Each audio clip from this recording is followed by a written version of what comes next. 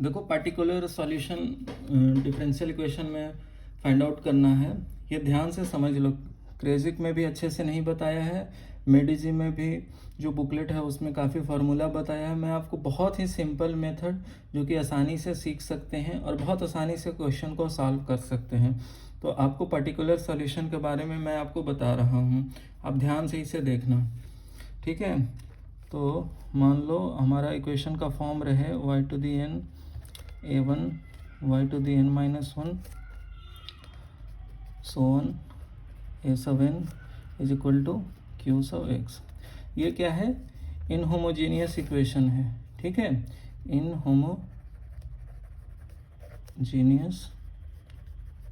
Equation, इनहोमोजीनियस equation का मतलब q sub x not equal to zero, q of x not equal to zero, ठीक है। तो ये आपका इनहोमोजीनियस इक्वेशन है और जो भी कॉफिशिएंट है a1 a2 up to an वो सब कांस्टेंट है। a1 a2 up to an जो है वो सब कांस्टेंट को है, ये सब कांस्टेंट कॉफिशिएंट है, ठीक है। तो अब इनका हम देखें पर्टिकुलर सॉल्यूशन कैसे फाइंड आउट करते हैं, ठीक है। y टू दी n जो है वो क्या है? d to the n over dx to the n, ठीक है। d to the n over dx to the n, इसको डिफरेंशियल ऑपरेटर d कहते हैं, ठीक है। अब आप देखो ऊपर वाले को लिख ले सकते हैं d to the n plus a1 d to the n minus 1 plus so on a to the n, यहाँ y आएगा, a to the n bracket में y is equal to q sub x, ठीक है। अब ये देखते हैं d to the n plus a1 d to the n minus 1, ये पॉलिनोमियल इन d दिखाई दे रहा है, तो इसे p of d into y is equal to q of x लिख लिया, ठीक है। इसे हमने इस कदर लिख लिया। p ऑफ d को क्या लिखते हैं? पॉलिनोमियल डिफरेंशियल ऑपरेटर, ठीक है। ये पॉलिनोमियल डिफरेंशियल ऑपरेटर है। इस पूरे का मतलब है, ये मान लो ये ब्लैक बॉक्स है, यहाँ p ऑफ d है, y इनपुट देंगे तो हमारा जो बनेगा वो p ऑफ d सब y, ये है हमारा, ठीक है। इसका एग्जैक्ट मीनिंग यहाँ जो q ऑफ x होगा वो आइदर एक्सपोनेंशियल हो, एक्सपोनेंशियल, सिनुसाइडल हो, साइन हो, कोसाइन हो, साइन हो, कोसाइन हो, या x टू दी k के फॉर्म में हो, या product of this functions, product of this functions, ठीक है। इन्हीं सब qx फंक्शन रहेगा तो हम इसका पर्टिकुलर सॉल्यूशन बहुत आसानी से फाइंड आउट कर लेंगे, ठीक है। अब देखो इसका हम कुछ प्रॉपर्टीज आपको बताते हैं। p of d e to the ax जो होगा उसे हम लिखेंगे p of a e to the ax, ठीक है। इसे हमेशा आप ध्यान रखना, ये बहुत इंपॉर्टेंट है। अब कहो कि आपने कैसे लिख दिया, हम मान लिया p ऑफ d था, ठीक है, हमने ले लिया एग्जाम्पल के तौर पे, तो d of e to the x क्या लिखोगे? एक बार डिफ्रेंसिएशन करोगे एक्सपोनेंशियल फंक्शन का तो कोफिशिएंट बाहर आ जाएगा और e टू दी x, और p ऑफ d को इसे p of a e to the x, ठीक है। इसे हमने वेरीफाई कर लिया। या p ऑफ d स्क्वायर लिख लो, तो d square e to the x क्या हो जाएगा? a square e to the x, जो कि लिख सकते हैं p of d e to the x, ठीक है। तो इससे ऐसे लिख सकते हैं। एक तो आपने ये लिख लिया। दूसरा प्रॉपर्टी है p of d e to the power ax into u, इसे लिख सकते हैं e to the ax p of d plus a into u, ठीक है। आप ये लिख लिया हमने। अब कहो कि इसका कैसे लिखेंगे, ठीक है। ये कैसे लिखा, ठीक है। हमने p ऑफ d को d मान लिया, D of e to the a x into u, product rule लगाओ तो a into e to the a x u plus e to the a x D of u, e to the a x बाहर ले लिया, ठीक है, ई to the x बाहर ले लिया और ये बन गया a plus D times u, ठीक है, जो कि इसे लिख सकते हैं e to the a x P of D plus a to u, polynomial in D, ठीक है, डी प्लस ए यहाँ करोगे तो डी प्लस ए आ जाएगा, ठीक है। तो ऐसे यहाँ पे डी स्क्वायर ले लेते एज इट इज आएगा, आप प्रूफ करके देख लो।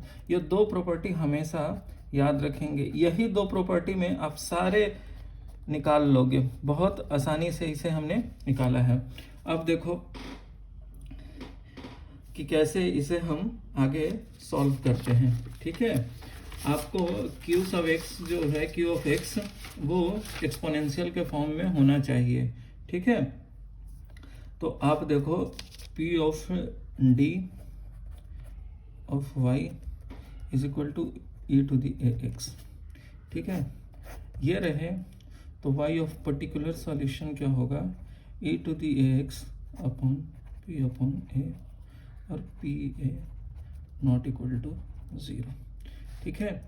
प्रूफ के लिए यहाँ पे y सब p के जगह e to the x upon put कर दो, p of d e to the x upon p of a, इसका साथ ये करोगे तो क्या आ जाएगा, p of a e to the x upon p of a cut गया, जो कि आ गया ई टू दी एक्स, आगे आ रहे इसके बराबर। तो इसका ये सॉल्यूशन ये है जब p a not equal to 0।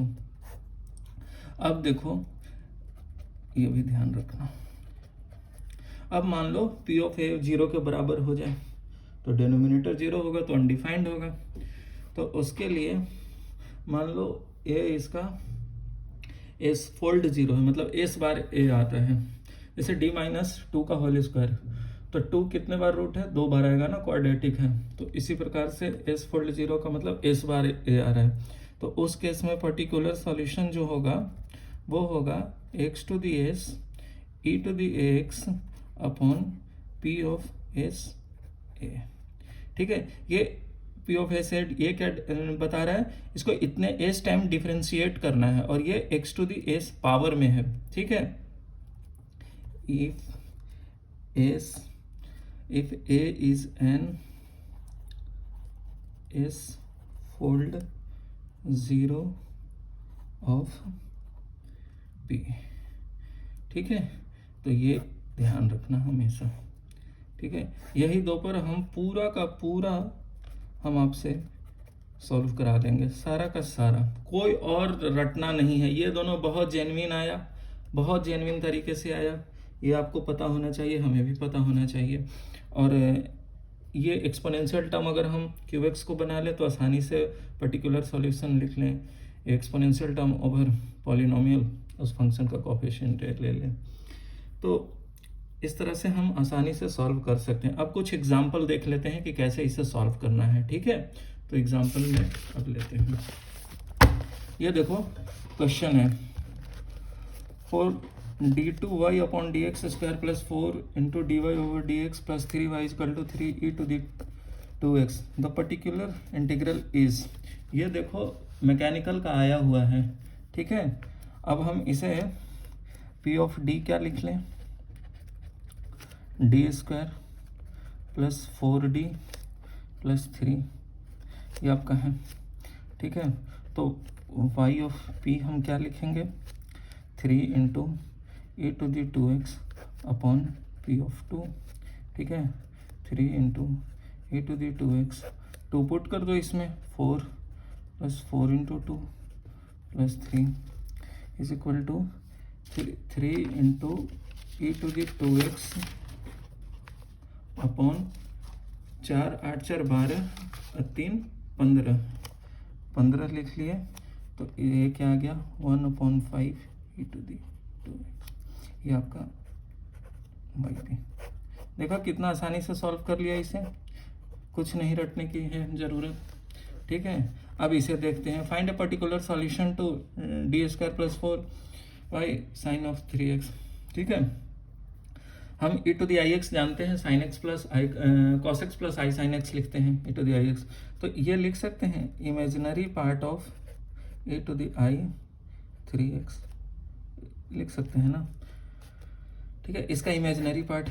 तो हमने लिखा p of d is equal to d square plus 4। तो p ऑफ i3 कितना हो जाएगा, -9, आई का स्क्वायर करेंगे -1 और 3 का स्क्वायर करेंगे तो 9 + 4 इज इक्वल टू -5, ठीक है।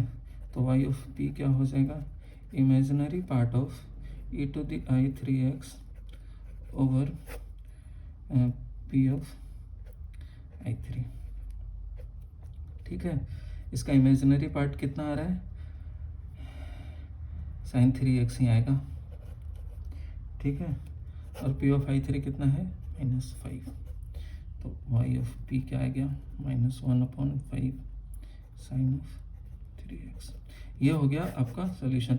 ये देखो अगला टाइप का क्वेश्चन कह रहा है find a particular solution to y double dash plus 4y dash plus 4y is equal to e to the -2t। अब देखो पर्टिकुलर पॉलिनोमियल इन d लिखो, d square plus 4d plus 4, ये जो है आपका d प्लस 2 का whole square. इसका root देखो d इक्वल टू -2 है और 2 टाइम्स रूट है। तो हमने क्या लिखाया था, yp क्या लिखाया था आपको, t to the s e to the power -2t upon p of s a -2, ये हमने लिखाया था, ठीक है। s कितना है 2, ठीक है, और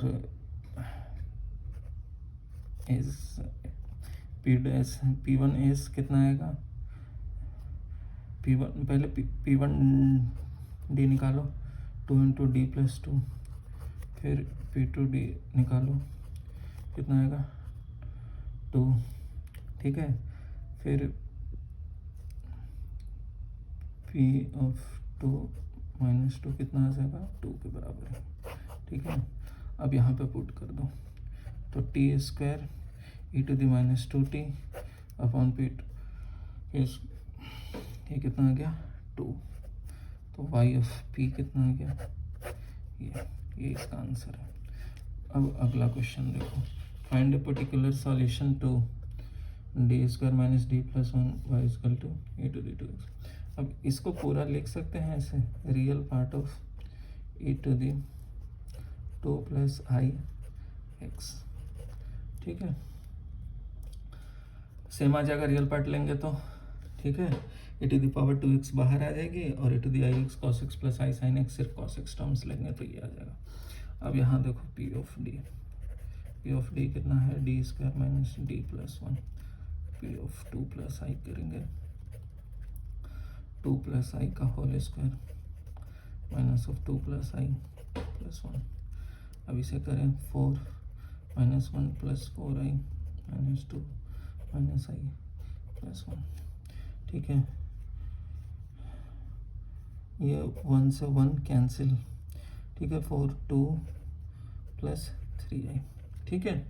अब देखो yp क्या हो जाएगा, real part of e to the 2 + i × x upon 2 + 3i, ठीक है। अब इसको सिंप्लीफाई करो, ठीक है। 2 + 3i है तो यहाँ पे मल्टीप्लाई कर लिया 2 - 3i से और 2 - 3i से, तो डिनोमिनेटर 13 हो गया। अब इसे देखो, इसको ब्रैकेट में e to the power 2x क्या करो, बाहर ही ले लो, ठीक है, 2 पावर 2x। तो cos x + i sin x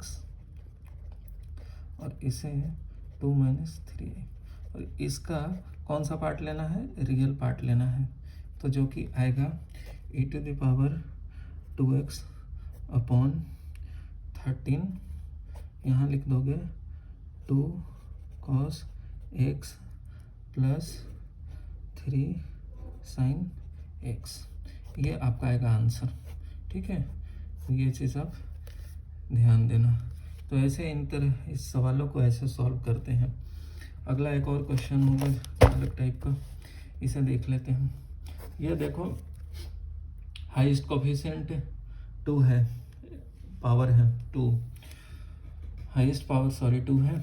तो इसे हम फंक्शन मान लिया ax² plus bx plus c y p y sub P.